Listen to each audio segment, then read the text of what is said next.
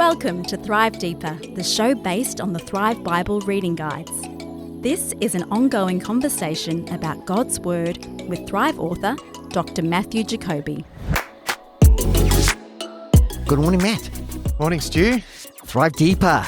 Into Exodus this morning. Exodus, yes. Into Exodus. You know, it's a bit Well, no, that's right. We should be saying out of Exodus. But anyway. Well, that's a tautism. That's it. Is that what anyway, okay, there you go. What are we doing?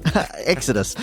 Welcome, listeners. Great to have you with us. And Matt, you're spot on. We are coming out of the end of the book of Genesis. We've done a great walk through the book of Genesis, and now we're about to come out of Egypt. That's correct. Out of Egypt. That's the way exactly to put it. Right. Yeah. And into the book of Exodus. Now, the book of Exodus, traditionally accepted, was written by Moses, as was the book of Genesis. But the story picks up probably around about 300 years after we ended the book of Genesis. So the story of Joseph and his family moving into Egypt. This story sort of picks up around about 300 years later. So, of course, it's not the same Pharaoh. The new Pharaoh or king of Egypt probably doesn't even remember much about Joseph, if anything. No, that's right. It's a whole new day. And, of course, the biggest thing is that the Israelites, Jacob's descendants, are now many. And the suggestion is this is a completely new dynasty as well. One good suggestion is that Joseph serves under the so-called Hyksos pharaohs, who were people that really came in and took over Egypt for a period, and their ousting from Egypt was resoundingly celebrated. And so the fact that this new pharaoh could be a sort of post-Hyksos pharaoh could answer why he doesn't really care about Joseph, because Joseph was with them, and so the people of Joseph, probably why they would really feel quite free to even oppress them. This is the mess the last guy caused us. We're going to tidy this up. Yeah, I mean that's a background historical suggestion. It doesn't matter that much for the text. The point here is that, and it's interesting because it actually says here that this idea that this new generation and he didn't remember, and that's a phrase actually you get that a little bit with new generations that forget the Lord and what the Lord has done. And so here is a Pharaoh that comes and he forgets Joseph and what God did through Joseph and pays no attention to that. So it is a bit of a theme. It's a bit of a setup for something to come. Yeah. If we begin at chapter 1, it lists the names of the people that came to Egypt with Jacob. So it's sort of just reminding us back of where this all began, of which there were 70 or 75. There's some conjecture about which number that is. And then, of course, from that point, they were very fruitful. So this is a fulfillment story. I mean, the whole thing actually, of course, is a fulfillment story, but in particular, God had said to Jacob, this is from Genesis 46, he says to Jacob, I am the God of your father. Do not be afraid to go down to Egypt, for I will make you into a great nation. That's the first thing. I will go down to Egypt with you. That's the second thing. And I will surely bring you back again. That's the third thing. So this story is about the first two have been fulfilled. Yes. Now this is about the third thing. And it says in verse 7, but the people of Israel were fruitful and increased greatly. They multiplied and grew exceedingly strong, so that the land was filled with them. Now, notice how emphatic that is. It's emphatic because this is echoing, first of all, the creation mandate, fill the earth and subdue it, right? So they're growing strong, they're filling the land, that's the idea. But also this is an echo of the Abrahamic promise that I will make you into a great nation, I will multiply you, your people, and so forth. So this is all about fulfillment. But of course, this flourishing of the Hebrew people, as they come to be known, is going to look threatening, probably. It definitely does look threatening to them. And of course, they're oppressing them by realizing, even with their oppression, they're realizing that if they end up having to fight some kind of battle with a neighboring nation, it's likely these people who we were oppressing and are now large in number are going to side with the other guys. We need to make sure we keep really tight control on this. And it's interesting to note, Stu, at this point, there's still a sense of separation. Think about how long that is. You would perhaps expect they would have assimilated at this stage. So this is already an interesting situation, because this is a theme throughout Scripture, the fact that, I mean, this is to this very day, in fact, here is this people group that live in a foreign land, but they haven't assimilated into that foreign land. And it's interesting how that draws this sort of xenophobia because God is blessing them and so forth. So that was what leads to their enslavement. We're not completely clear on what form of slavery this takes. I mean, we tend to look back on these times through what to us is the most recent form of really obvious slavery, which is the kind of African enslavement of the African peoples in America and in Britain, that was outlawed in the beginning of the 19th century. But this is actually could be slightly different to this. This is sort of like a kind of a bond service, still bad, but this is a class in servitude that kind of gets used to this in a way. Yep. It's bad enough that their cry goes up to God. Yes. But it's good enough. Well, when I say it's good enough, it's not so bad that they don't at some point wish they could go back. See what I'm saying? Yeah. Because later on they think, oh, what are we doing here? We At should just least go in back. Egypt we had this and we had that. Yeah. But also, look, we know that like the pyramids and the great monuments of Egypt were built by slaves. Yeah. So Egypt was a slave society. So this is them. This is what they're doing. They're building up these cities and being used as labor for this. So it is pretty bad. It would suggest by the text, and we don't know, but it would suggest that they kind of lived in their own homes, but they were put to work. So it wasn't like they had to live in their master's house. It's like they lived in their own homes, but their job was largely around building, as you said, and then field work. And it says the work was imposed on them. It wasn't like they had a choice. It was, as you say, bond servant, or perhaps that was in lieu of any taxes, or who knows what. But the point is, the more that they are oppressed, yes, the more they flourish. And the more they stick together. And the more that they kind of stick together. draws them together. Yeah, that's right. Yeah. And so Pharaoh mandates that if a son is born to a Hebrew, he mandates that the midwives should basically kill them. The son. Yep. And says in verse 17, the midwives feared God and did not do as the king of Egypt commanded them, but they let all the male children live. And then when he questions them, they. We don't get there in time, Pretty gutsy on the part of the Hebrew midwives. So already we see God at work here. We see some sense of faith and courage on the part of the Hebrew midwives. It says that they did this because they feared God. Okay, so it's interesting that there's still that connection there. And then, of course, God blesses them. Pharaoh ups the ante and says, rightio, well, let's not just worry about when they're just born. Any boys, really, chuck them in the Nile. And that's right. we've got to stop this growing population, really was his goal with this. Which is the setup for the story of the birth of Moses, famous story. So he is born to a Levite man and a Levite woman. We're not told their names just yet. No. We find out that their names are Amram and Jochebed, but that's in chapter 6.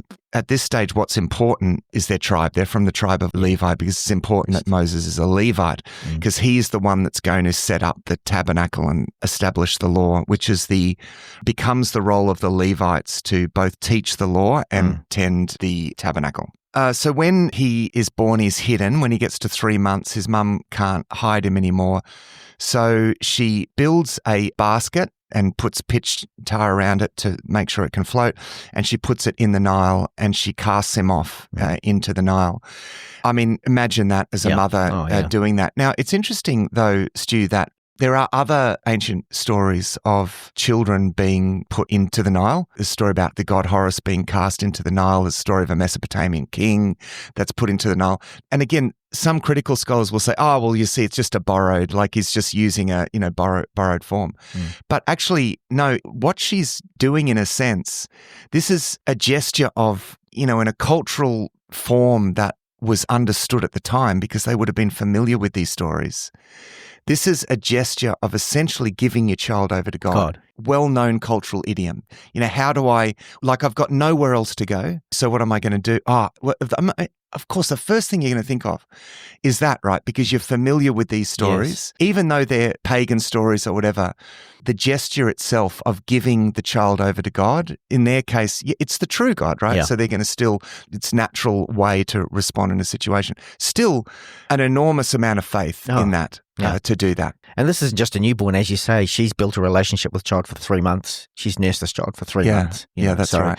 Very difficult. And I think also worth bearing in mind, again, what waters as the forces of chaos, and this is a theme throughout throughout this. And this actually, the word that's used for the basket is the word ark. It's the same word that's used of Noah's ark. The vessel that saved Noah and as the deliverer of the human race, essentially, that saved him from the waters, right, which are the realm of death and chaos. The same word is used here of what saves the deliverer of Israel from the same waters. So there's a connection being made there. Now, Pharaoh's daughter goes down, of course, to bathe at the Nile while the servant girls that she's got are walking along the riverbank, and she sees the baby and decides he's it's Moses' sister actually that watches him. Yeah, she's watching the whole way. I mean, this is remarkable because what ends up happening is that Pharaoh's daughter decides to adopt Moses into a house, but the custom was that they obviously didn't look after the children. What they would do is that they would give them over a wetness and / nanny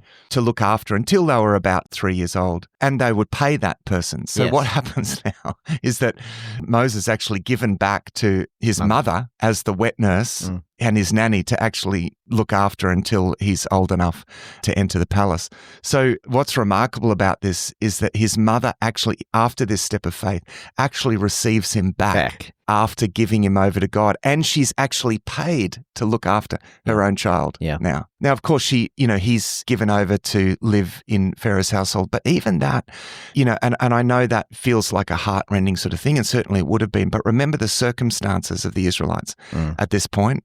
I mean, they're living a relatively poor lifestyle under heavy labor. For a child to be brought up in Pharaoh's household, educated, there as well. Now, this education is going to be important for Moses because his literacy and what God's going to call him to do is going to require all those of skills, the equipping that he's going to get in his upbringing in Egypt. This is remarkable divine providence at work here. So he's named Moses by Pharaoh's daughter, by the princess, because she drew him up out of the water. So interesting name because it's one who drawn out or the one who draws out. It's interesting because Moses becomes the one who draws the people out of Egypt. And given the symbolism of the water and being drawn out of death and chaos and, so, and also what Moses is going to do in leading people out of Egypt and through the waters. And it's, again, by divine providence, it's a very appropriate name. So Moses grows up and he begins to observe the fact that his own people, the Hebrew people, are being forced into this hard labor. And he comes across an Egyptian who's beating a Hebrew, which is one of his people. So clearly he understood he was a Hebrew living in Pharaoh's house. We don't know how he knew that. This is where, do you remember the 10 Commandments, the Charlton Heston film? The reconstruction of this? Vaguely. I like it. I like what it does to this, and maybe this is a prompt for people to go and watch that again, because I think it does a good job of forming some of this background.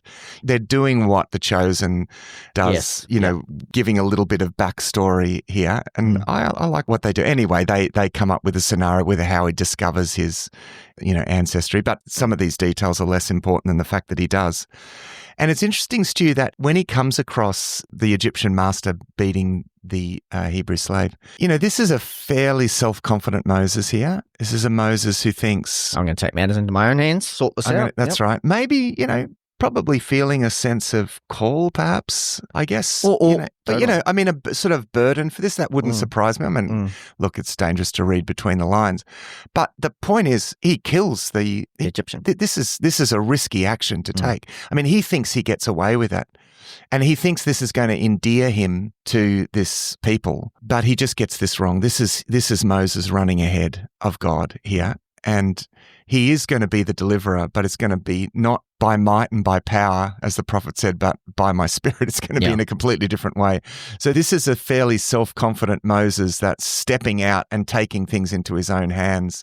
It's a bit of a theme in Scripture that's not how God works. No.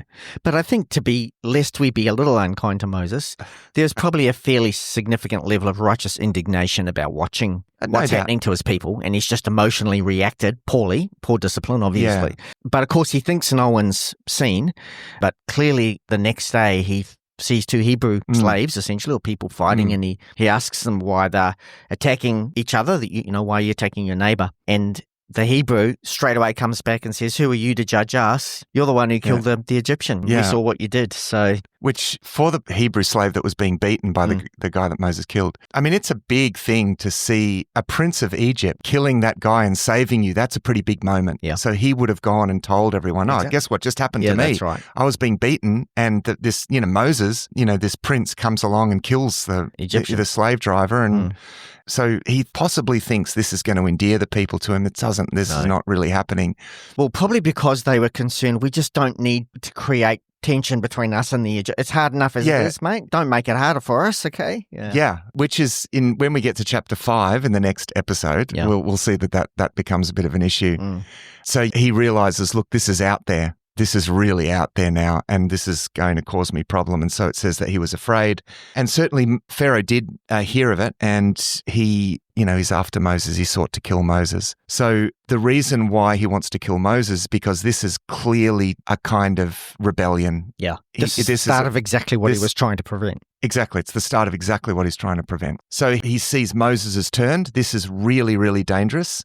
Does this mean that Moses is going to turn against me and take over or something? It's going to be a leader rebellion. Right. So Moses has to flee. And so he goes down into Midian, which is the Midianites, Stu, descendants of Abraham by his second wife, Keturah. We just have a very brief mention of that in Genesis.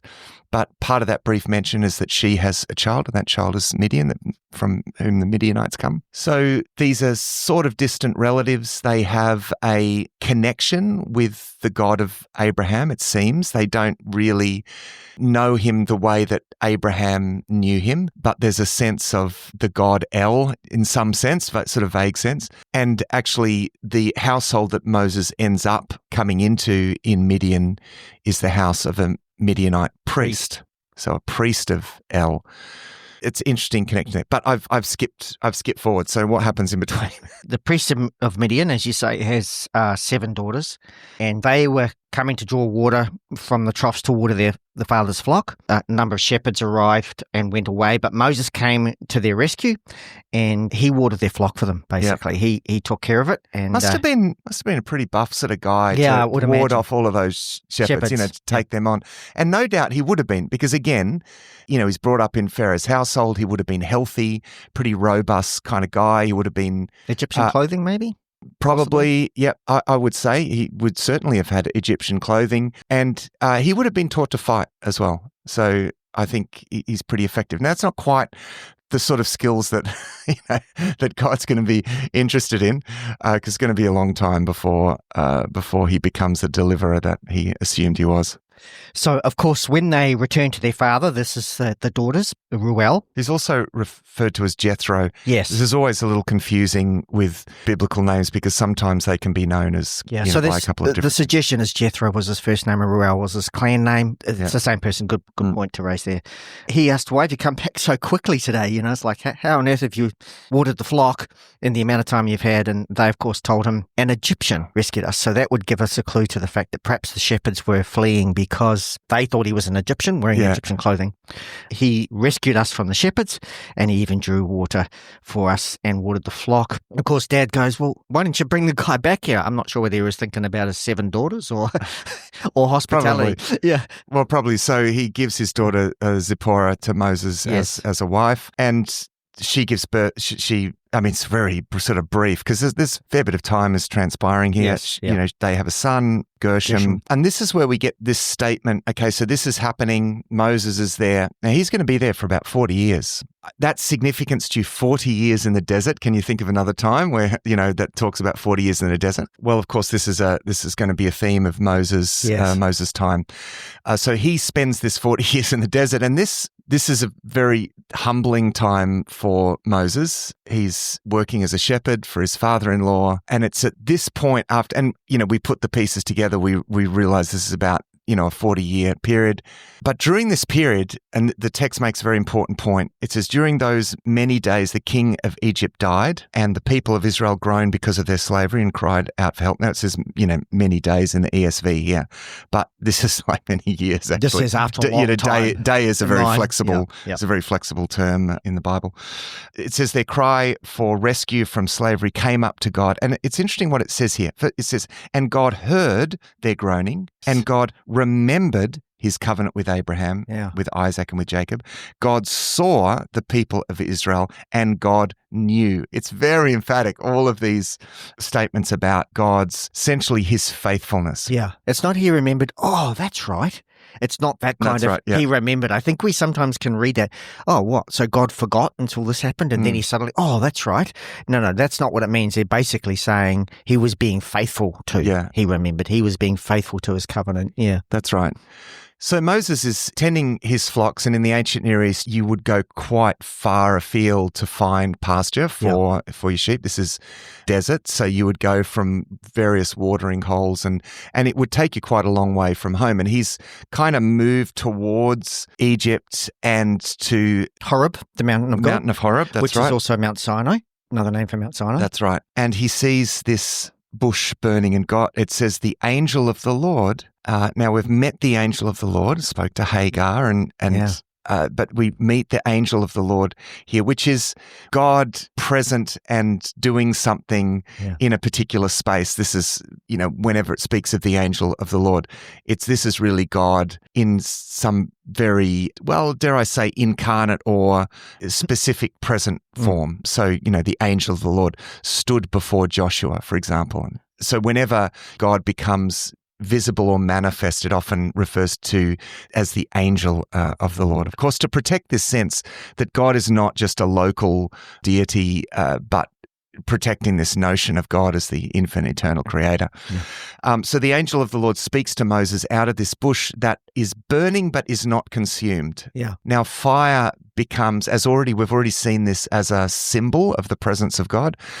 In Genesis chapter 15, God appears to Abraham and passes through the pieces of the sacrifice, you might remember, in the form of a smoking fire pot. So we've seen this. So this is going to become, actually throughout Scripture, is going to become an important symbol of the presence of God. So the pillar of fire over the tabernacle. Right. And of course, the fire that came down on the day of Pentecost as well, the symbols of the presence of God. So Moses goes over to take a look. This is strange. I better go over and have a look at that. And of course, God sees him heading to the bush and says, Moses, Moses. And Moses answered, here I am. Yeah. And he says, take off your sandals, for the ground which you're standing is holy ground, which is the first hint of a very important theme in the book of Exodus, which is this theme of the holiness of God. Now, this comes quite strongly through in Exodus in a way that it hasn't really as much in Genesis with the patriarchs, because God is going to teach his people something about himself and about their inability to live in his presence, because God is going to do something to make a way for them to relate to him and to receive his favor. So the holiness theme is very important. So when he comes back with the Israelites to this very mountain, God commands them, do not go near the mountain, don't touch it. Anyone who touches it will die. The fire of God is all over the mountain in some sense. Yes. This theme is suggested here. It comes back with a vengeance in chapter 19. And this is God really making clear the problem of the disparity between sinful human beings and a holy God. And so he's going to close this gap through, of course, the tabernacle and the sacrifices, and that becomes an important theme in the rest of Exodus and Leviticus, of course. And so then God goes on to say, I am the God of your father, the God of Abraham, the God of Isaac, and the God of Jacob. And Moses hid his face because he was afraid to look at God. So God is identifying himself. It's interesting here that God's name, in a sense, is associated with what he has done, with his revelation. Whenever it speaks of the name of God, it is God as revealed through his actions. So, this is God revealed through his faithfulness to Abraham, Isaac, Jacob, Joseph. This is important to recognize the importance, Stu, of the stories that we've just been looking at. Yes. This is primarily about God showing us who he is by his interactions with those people. And now he says to Moses, I'm this God. So that basically draws in everything that God had promised to Abraham and confirmed with Isaac and Jacob. He's now going to fulfill through Moses. Yeah. So he says, I've seen, and this in verse 7, notice this again, Stu. The Lord said, I have seen the affliction of my people who are in Egypt. I have heard their cry because of their taskmasters. I know their suffering. Again, you get this repeated words here. And I have come down to deliver them out of the hands of the Egyptians. So it's interesting here. He says, I have come down to deliver them. And then he repeats the statement, and there's a change. He says, and now behold, the cry of the people of Israel has come to me. I have also seen the oppression. This is a repetition here. Yes. But this time he says, come, I will send you to Pharaoh that you may bring up my people. So in one sense, God says, I'm going to do it. And then he says to Moses, you're going to do it. Well, this is how God works. God is the one that always does these works of deliverance, but he always chooses to do it through people. And this is part of the creation mandate, because everything that God does in the world, he does involving us, whether it's through intercession, whether it's through our, testimony, whatever it is. I think that's an important thing to note there. And of course, Moses goes on and does what we're often very good at doing, abdicates the responsibility, or tries to at least. Yeah. Who am I? Who am I? Yeah. Yeah. And this is, again, this evokes this theme of actually, who are we? It's our job. We're put in charge here. It's our job, the high dignity of human beings. Moses has lost touch with this, but the whole point of everything that's going to follow is this is about God reinstating human beings. God's whole plan of salvation that's going to unfold and be symbolized in the tabernacle is about reinstatement of human beings in relationship to God. Like, who are you? Come on. Yes. Like, you are a child of God. You are given all the resources of heaven to fulfill the purpose of God. So Moses is going to discover who he is, but at this stage he's not. He just thinks he's a lone goat herder out in the desert somewhere. And much as I'm sure I'd be the same as Moses, I can understand that perhaps God gets a little frustrated in the next little bit, because it seems like Moses doesn't matter what God does, is looking for something else, some other way out, really, of not having to do pretty this, much through the whole thing. He's very reticent about. And God actually says to him, I'm going to bring this people back to worship me at this very mountain that I'm talking to you about. Just think how unlikely that is. Think this is the most powerful empire of the day. Yeah. And God is saying, know this for sure. This is how you're going to know who you are. Yes. Because through you, I'm going to bring this whole group of people that Egypt depends on for labor. I'm going to set them free and bring them back to this place. Yeah. That is about as unlikely an act as you could ever imagine. Yeah. In reply, he's kind of getting it here, Stuart. He says, if I go to the people, who am I? Who's telling? Who are you? Yeah, that's right. He's already said. What name shall I? That's right. He's already said this, but in a polytheistic society, and there's evidence that they have that. Yes, they are worshipping their ancestral God, the memory, of the God of Abraham, Isaac, and Jacob. But probably there's lots of idolatry as well. Well, Midianites. Again, we're talking about quite a separation in years between Jacob and Joseph's time and now 300 years. So there's been some creep. Certainly, and I think lots of syncretism. we see that a little later in this passage we're going to be looking at today. Yeah, so they're going to know which God. So this is the point about, what they're going to ask, what is his name? Yeah. You think, what is all that about? Well, it's actually which God? Which God is this saving us? Because they're actually probably worshiping a few gods as well as the true God. And the answer is fascinating, Stu, and there's been so much discussion, scholarly discussion about this. And it's sort of wonderfully esoteric in a way. It's so big you can't actually explain it. Yeah, it's so big you can't explain it. Yeah. Which is exactly who God is. Yeah, which is so, again, it's such a contrast to the localized deities that are have, certain images and certain names and, associated with certain functions, specific functions, the God of the storm or the God of the river or the God of the whatever, this is, again, we come back to the God of Genesis chapter 1 here. I am who I am. So it goes on to say this to the people of Israel. I am has sent you. Oh, it's marvelously transcendent, I think. God also said to Moses, say this to the people of Israel, the Lord, and in Hebrew, Yahweh.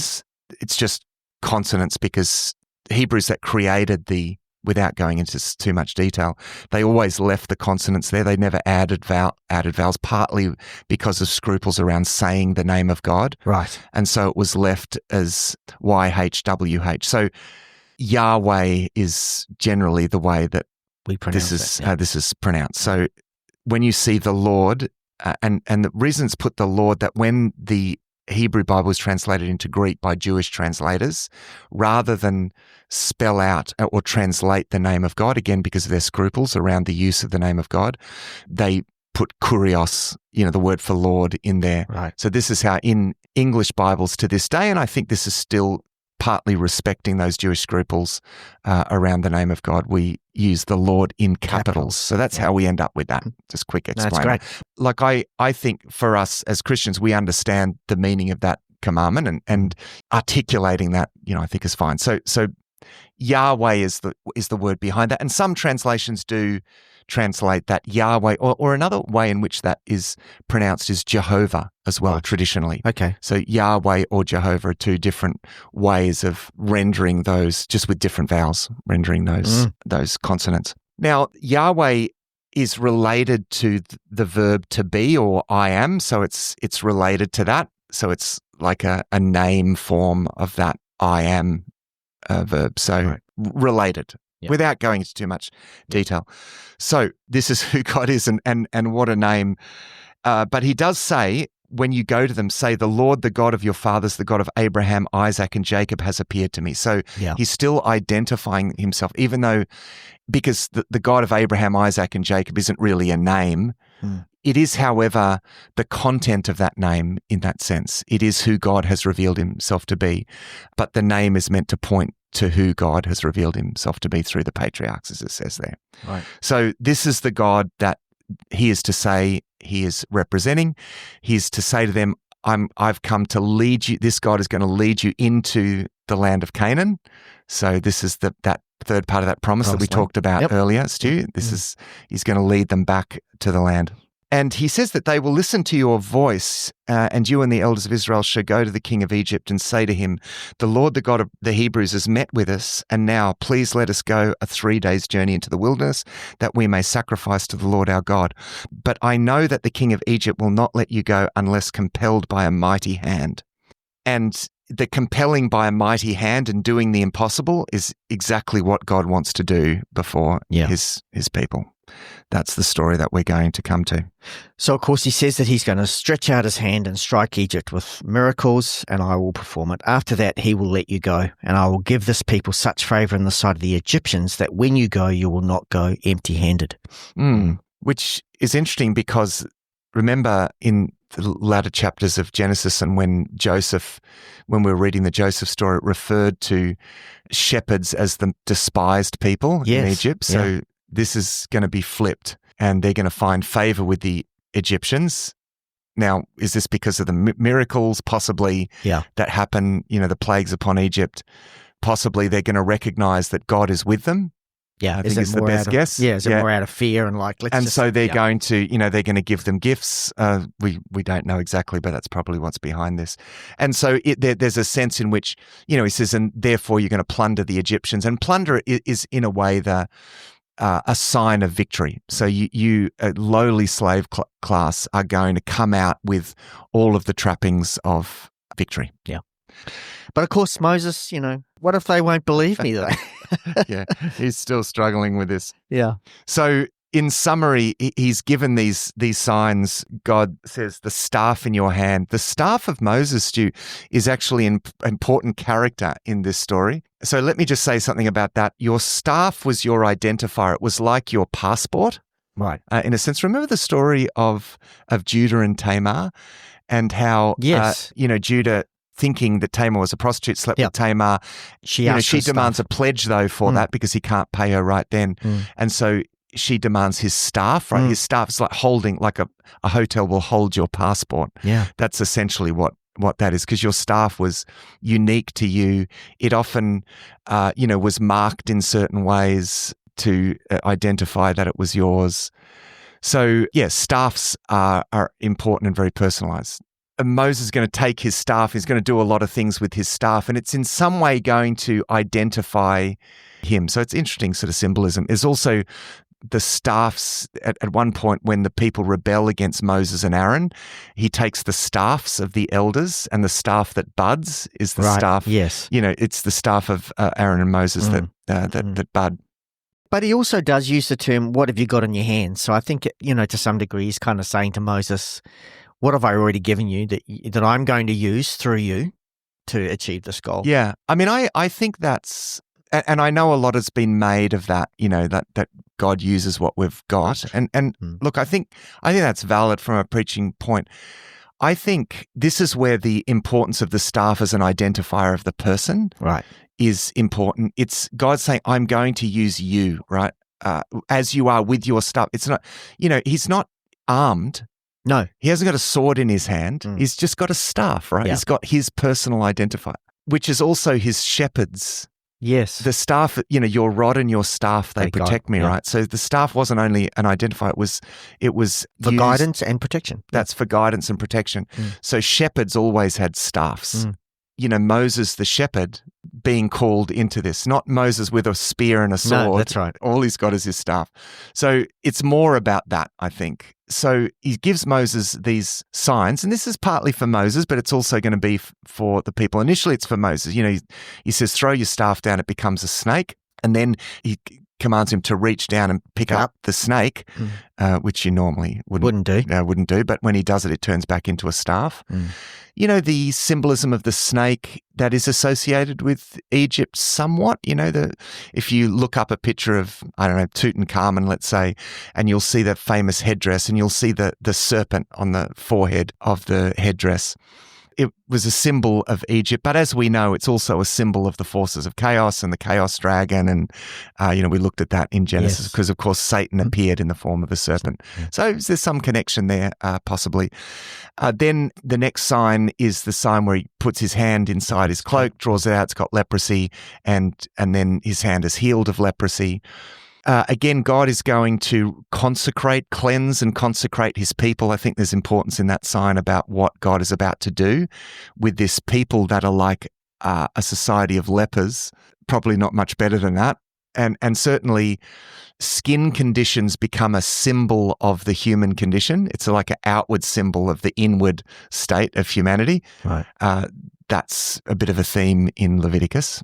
So, God healing that, bringing that out and then healing that is also probably more than just a fancy trick. Yeah. And then, of course, the third one, which is take some water from the Nile, tip it out on the ground, and it will turn to blood. And it interested me that it sort of starts with who you are, as you said, the staff, what have you got, who you are, identifying the fact that you're going to be healed or forgiven, in a sense, for your sin. And then the blood. It just seemed interesting. Given that the Nile was deified, was a god essentially, because it's important to recognize the context of this, because the Nile was the lifeline of Egypt, so revered as a deity in and of itself. So this is making this god bleed.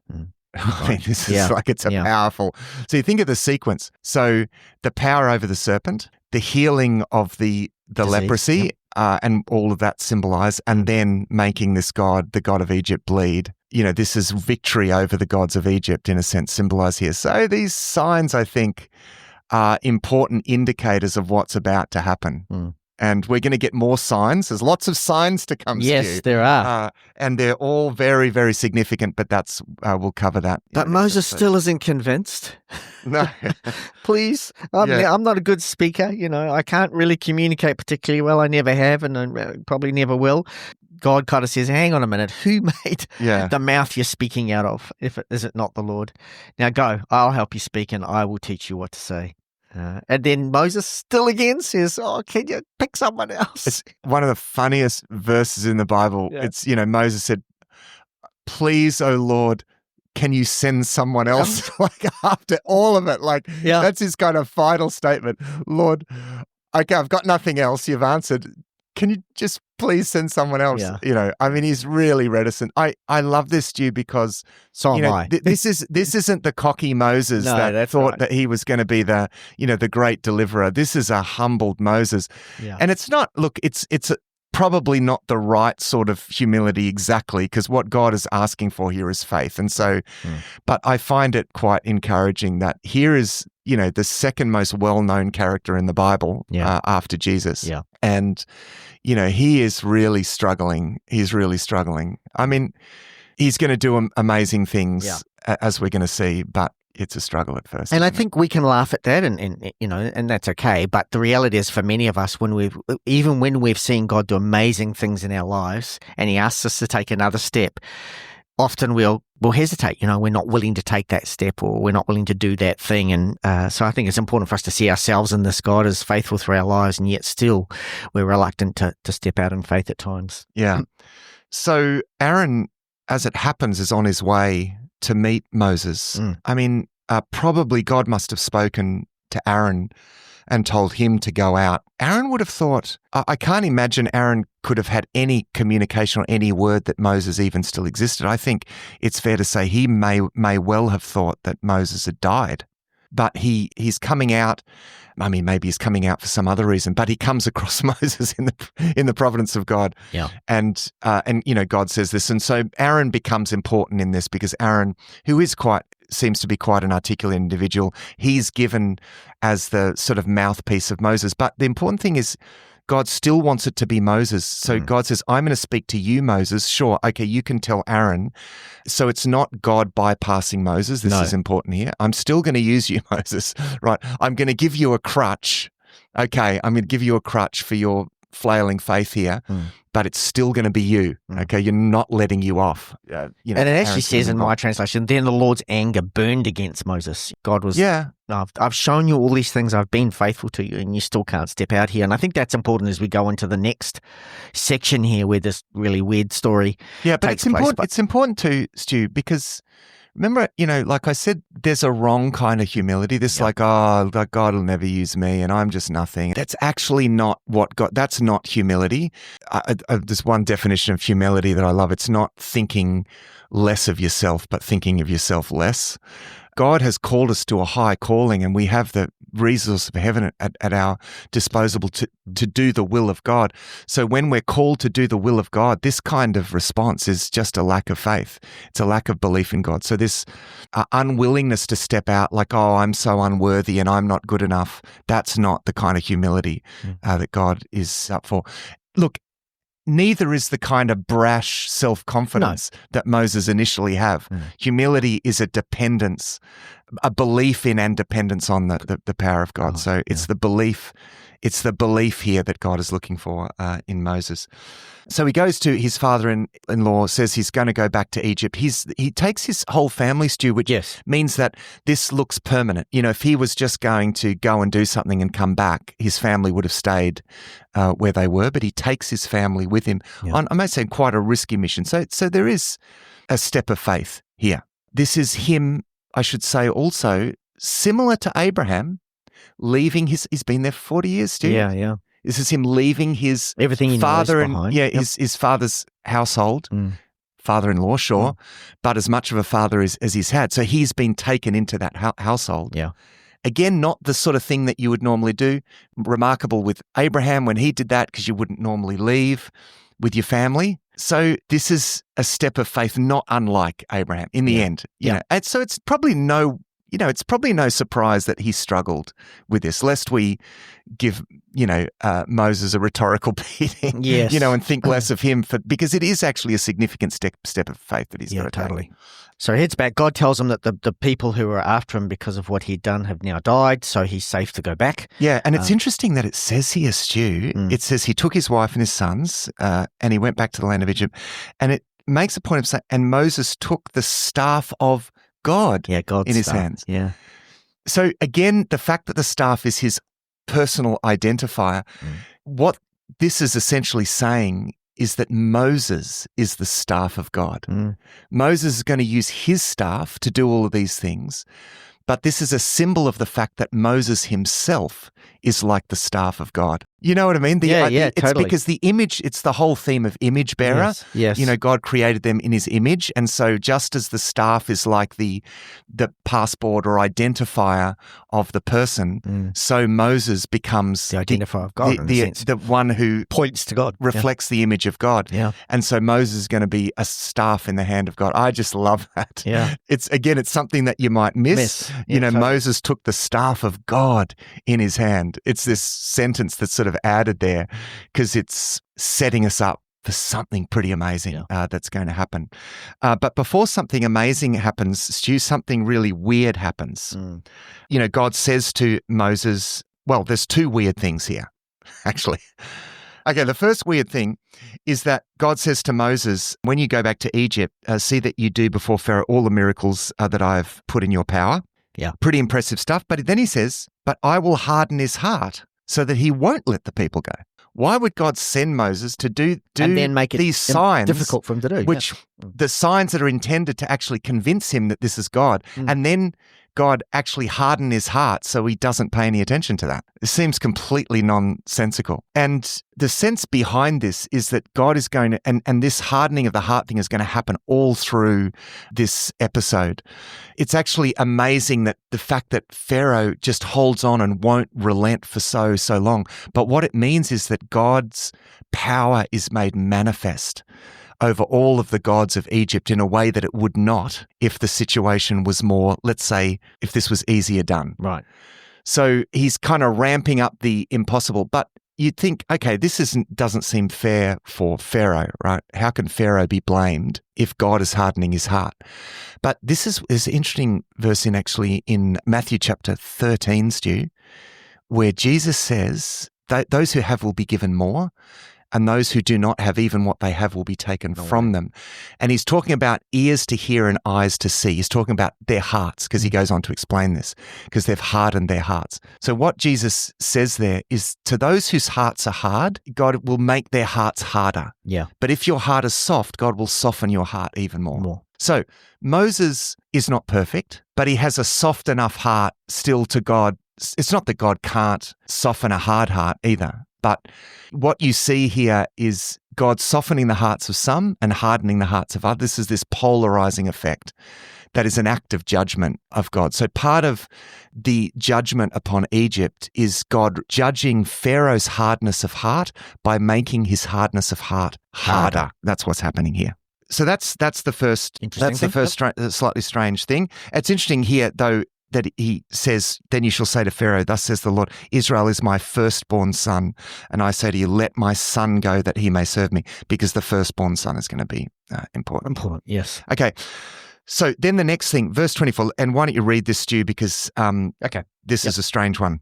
On the trip at an overnight campsite, it happened that the Lord confronted him and sought to put him to death. Moses. Assuming him as Moses. Well, yeah. We're assuming it is. It could be Gershom and his son. We don't really know. Yeah. So Zipporah took a flint, cut off his son's foreskin, and threw it at Moses' feet. Or touched Moses' feet. Yeah. Yeah, whichever way. Yeah. Then she said, you are a bridegroom of blood to me. So he let him alone. He, with a capital H being God, so God let him alone. At that time, she said, you are a bridegroom of blood, referring to the circumcision. So the his there is a little, and this is difficult, and there's lots of discussion amongst commentators about what's going on here. It actually doesn't name Moses as such in there. It's his, the Lord met him. I think the best guess is that him is Moses. Yes. I would think agree that's with you the dominant position on that. And he seeks to put him to death. Now, I mean, the best that we can do in situations like this, are there other cases where God is bringing one of his people from exile back into the land and back into his purpose, and then attacks him on the way. Well, we see this in Jacob. Of course, where an angel attacks Jacob. And, we shouldn't play down the attack. I think it's a serious sort of thing. And this leads to this wrestle that leads to the blessing. So I think we have something like this before. We have heard that God is angry at Moses. It's not that God is, resentful for Moses or decides not to love Moses. He still loves. Something is being played out here that is actually for everyone. This is, again, I would suggest it's a kind of another sign. Okay. Often God does weird things with key representatives, as he did with Jacob. Like there's that strange story, but it's a story that's filled with symbolic significance. Right. That is for everyone else, right? God does something to that person that reveals something important that we need to know, right? So Jacob, he, in the case of the being attacked. Yes. And he wrestles with God, and he says, "I will not let you go until you bless me." So it's this taking hold of God and prevailing with God to gain the blessing. Okay, there's something, and we won't talk about that now, but there's something symbolically important about that story, right? And that's because these characters have this prophetic significance. And so what we should ask with this, rather than think, oh, this is a bit mean of God and why would God want to attack and kill Moses? No. Moses has this prophetic significance. And we need to ask the question, what is being symbolized, or what's the message of this? And the point really is that Moses in and of himself is not deserving of this favor, right? Yep. Judgment is about to come upon Egypt. Like he is about to go and deliver judgment upon Egypt, right? Yes. But he himself is not in himself worthy to be spared that judgment himself, right? Yes. Yeah. So the only reason that Moses and the Israelites are spared the judgments that come upon Egypt is because they are set apart as God's people. And what is the sign of them being set apart as God's people? It's the sign of circumcision. So essentially, the anger of God against the Egyptians for oppressing his people, let's call it the judgment of God, is bearing down upon Egypt. They are going to have to put the blood of the lamb over the lintels so that the angel of God passes over. He doesn't pass over because they're inherently better than everyone else. I mean, God loves all of his children, but he set this people aside. And their reciprocation of that gesture of God and that relationship of God, they're saying yes to God. Because remember, this is a relationship. We have to be willing to enter into this relationship. The sign of that is going to be putting blood over the lintels of the houses. It's them saying, yes, we will accept this redemptive love of God for ourselves, right? Yep. So it's not inherent. It's not because they're inherently better. In a sense, that what's going to happen in the Exodus with the angel of death coming over Egypt and striking the households, but passing over the households with the blood over the lintels, that's what's happening here to Moses personally first. Okay. It's like the angel of death coming, and Moses is about to get it, but Zipporah circumcises because he hasn't circumcised his son. Now, I did a little bit of research on this because I'm going, what the heck is going on here? And this completely supports what you're saying as well. But apparently with the Midianites, their tradition was that the son was circumcised right before he was to be married. And once he was healed, he was able to then marry and obviously consummate the wedding. Whereas, of course, the Jewish tradition was to circumcise him as a child. And I wondered whether there had been a bit of a tension between the Midianite way and what Moses knew should have been, because really he should have already been circumcised. And so Zipporah's kind of been pushing back because of her Midianite tradition. And finally she says, fine, I've done what needs to be done to put you right with God and to not spread your beliefs between ours and your gods. So she's coming to the party here, And so she's saying, I'm now a bridegroom of the blood. I've done what your God required because he was going to take your life, and there's the proof of it. It's a bit of an indignant, there's the proof of it. Anyway, that was interesting just to read up about the Midianite I think tradition. that's a good suggestion, I mean, it's interesting that it appears that Moses is circumcised, which, again, going back to our original question of how he knew he was a Hebrew, that's probably the main way that he would have known that, because he would have been circumcised. But then his son wasn't, and why wasn't he? And possibly because Zipporah was a Midianite and they waited And Moses had kind of capitulated to her tradition, and God's kind of going, no, I need you 100%. That is a really, I think that's a fairly sound suggestion. We don't know for sure, but that's as good a suggestion as any. But here's the thing, Stu, and I think this is a good note to make in terms of interpreting difficult moments in the Bible. Here's a couple of principles I think just to pull out of this. Yeah, great. The first one is you got to ask yourself, has this kind of thing happened before? Anything like this? And this is what we did. We went back to Jacob and we saw, okay, yes, this has actually happened before. We also then need to recognize that the people whose story are being told, these are prophetic books, right?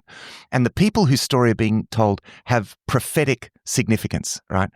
They are themselves a sign. Israel is going to become a sign. So the things that happen to Israel have symbolic significance for everyone else, right? Because they have a prophetic role as a nation, as does Moses, in this case. So that's the second. So you got to ask yourself the question, what is being symbolized? What is the prophetic symbolized message in this, which is going to be linked to what we know has already happened? Okay. We know about circumcision. Yes.